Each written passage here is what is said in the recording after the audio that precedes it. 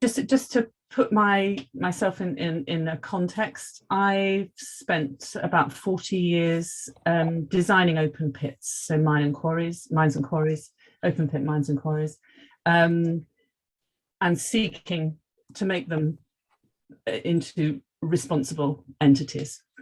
And particularly recently in my career, I've spent a lot of time working with communities affected by mining, and sometimes acting in the role of mediator and facilitator to help the sides as they the different communities, different stakeholders, to hear and see each other.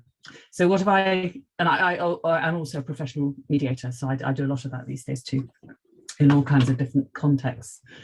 I'd just like to say what an amazing conversation that was. I thought the level of as the words I heard you mention, Sarah, were exactly the ones I got in my mind: of courage, honesty, real thoughtfulness. I was really struck early on by the clear understanding of our three burst the bubblers, of the need for minerals and the complexity of the moral issues, what affects society, what affects individuals, the psychology, the power imbalances that came through really clearly.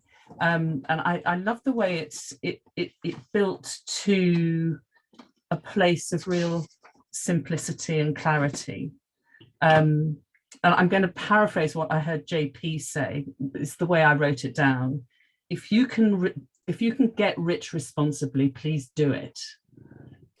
Or maybe you can get rich responsibly, so please do it. And that's very similar to what Veronique had said early on. Don't tell me about it. I don't want to hear jargon. Just show me.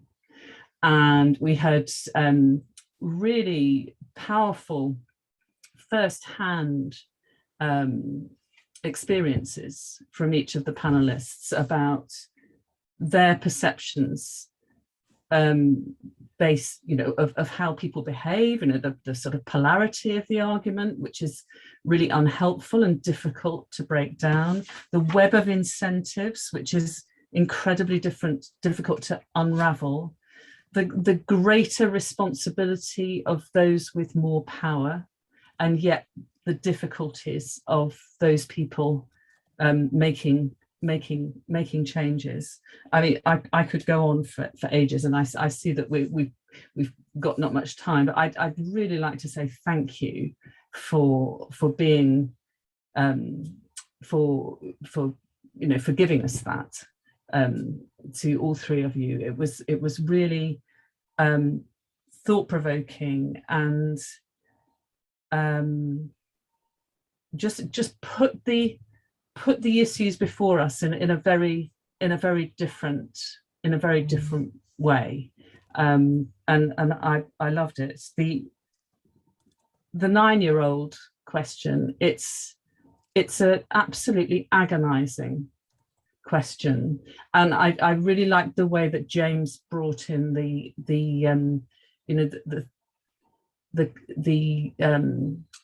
conflict that we all have in ourselves about where we buy our consumer goods. Do we buy something from Topshop or Primark because it's cheap, and just maybe ignore the working conditions of those who have produced it?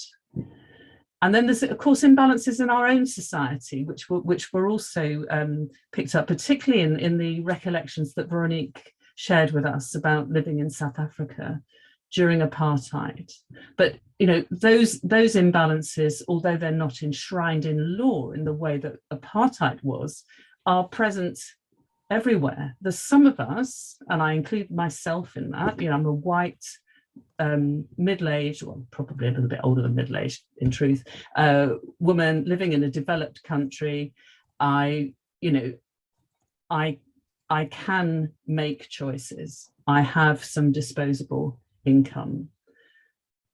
So many poor people can't make choices. And there's something I would like our three to hear, not on behalf of the mining community, but that we really do, my sense is that the community that I'm part of really does care about doing this right, but that it's really, really hard. And I think it sounds trite to say it's really, really hard. Intentions are there, but also so is abuse of power, so is dysfunction in political systems and economic systems, and there's a great deal of inertia in the system too. But I love the notion that if those in power can take more responsibility, disproportionate responsibility, then it will be more possible for those of us not in powerful positions to step up and make personal choices that make a difference.